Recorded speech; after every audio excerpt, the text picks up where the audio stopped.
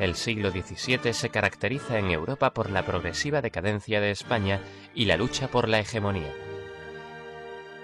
En Francia se desarrolló el modelo político del absolutismo y el eje de la economía se desplazó desde el Mediterráneo al Atlántico, especialmente a las nuevas potencias coloniales, Inglaterra y los Países Bajos.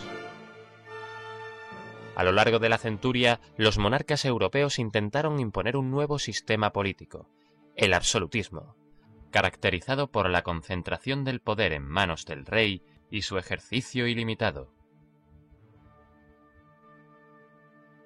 Los rasgos principales del absolutismo son la centralización administrativa, restando poder a los grandes señores de la nobleza y a los parlamentos regionales, la organización de un ejército fuerte y centralizado, el saneamiento de las finanzas reales y el enriquecimiento del Estado mediante el fomento de la industria y la exportación de las manufacturas, según el modelo económico del mercantilismo, la justificación del ejercicio ilimitado del poder real en su origen divino.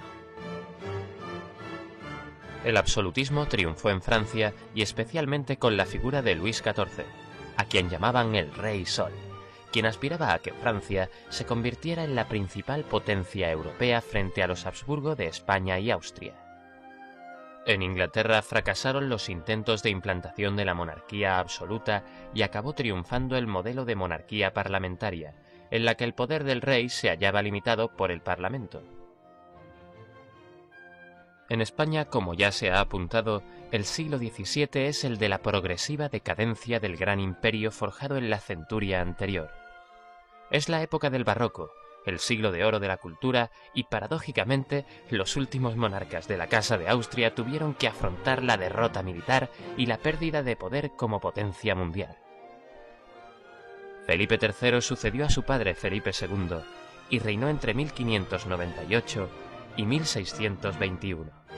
Sin embargo, no continuó con el gobierno fuerte y personal de su padre, sino que abandonó las responsabilidades del gobierno y la dejó en manos de personas de su confianza.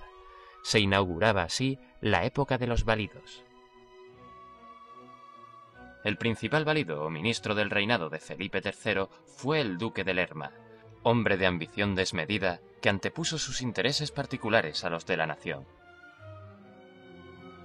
En cuanto a política exterior, el reinado de Felipe III, a quien no pocos historiadores han considerado poco rey para tan vasto imperio, puede identificarse con la búsqueda de la pacificación que ayudará a ir cerrando los frentes abiertos desde el periodo anterior.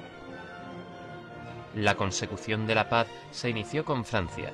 Posteriormente, en 1604 se firmó la Paz de Londres con Jacobo I de Inglaterra y en 1609 se alcanzó la tregua de los 12 años con los holandeses, interrumpiendo el conflicto iniciado en 1566. En política interior, el hecho más destacado fue la expulsión de los moriscos, decretada en septiembre de 1609. De esta manera, más de 400.000 moriscos, en su mayoría campesinos y artesanos, abandonaron los reinos de España, especialmente Aragón y Valencia. La expulsión supuso una importante pérdida demográfica y un grave perjuicio económico. A la muerte de Felipe III le sucedió en el trono su hijo Felipe IV, cuyo reinado se extendió entre 1621 y 1665. Felipe IV también dejó el gobierno en manos de válidos. En este caso destaca el conde-duque de Olivares, quien ejerció su ministerio durante 22 años, alcanzando un protagonismo decisivo durante el reinado. En política exterior, la monarquía hispánica volvió a implicarse en los conflictos bélicos europeos. Se reanudaron las hostilidades con los Países Bajos dentro de la Guerra de los 30 años. Este esfuerzo bélico supuso un considerable gasto para un país sumido en una profunda crisis económica. Por la Paz de Westfalia en 1648, España se vio obligada a reconocer la independencia de Holanda. También se reinició el enfrentamiento con Francia, que se saldó desfavorablemente para España. La guerra concluyó en 1659 con la Paz de los Pirineos, por la que España tuvo que ceder diversos territorios. La consecuencia de estos conflictos fue el final definitivo de la hegemonía española. En política interior, Olivares intentó imponer una política centralizadora. Castilla soportaba la mayor parte de las cargas económicas entre los distintos reinos de la monarquía hispánica. Por ello, propuso una política de unificación de la hacienda y el ejército, tratando así de repartir las cargas y procurar la contribución de los distintos territorios. Estas medidas, que perseguían reducir los fueros y las instituciones particulares de los distintos reinos al estilo y las leyes de Castilla, provocaron una sucesión de rebeliones. En Cataluña se produjo en 1640 la sublevación del denominado Corpus de Sangre. La guerra duró 12 años y concluyó con la rendición de Barcelona. Portugal se sublevó también en 1640 y en 1668 consiguió su independencia. Otras rebeliones y movimientos secesionistas se produjeron en Andalucía en 1641, en Navarra y Aragón en 1646 y en Nápoles y en Sicilia en 1647. Estas sublevaciones fueron reprimidas, pero el proyecto de Olivares no será llevado a cabo tal como él lo había ideado.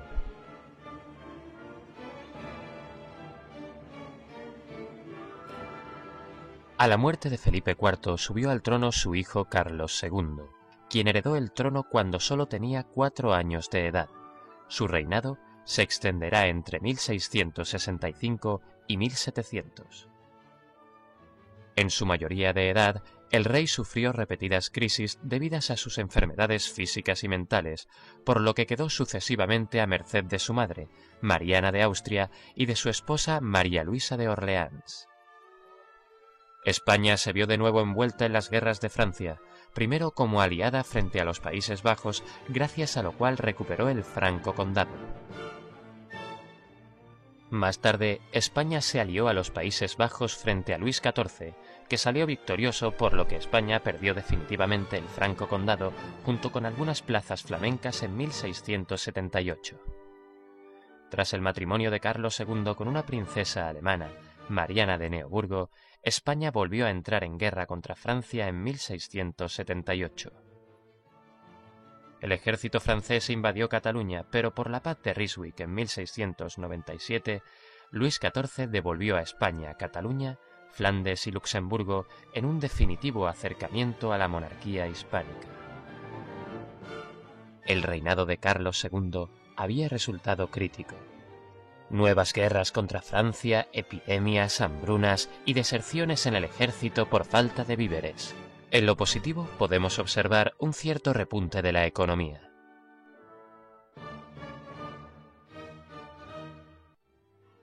Hacia 1690 estaba claro que el rey español iba a morir sin descendencia.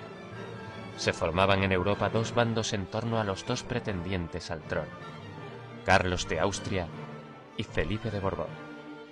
La guerra de sucesión española alcanzaría dimensiones europeas al establecerse sendas coaliciones integradas por las principales potencias del momento. Solo quedaba esperar hasta saber quién de ellos se alzaría con la corona de España.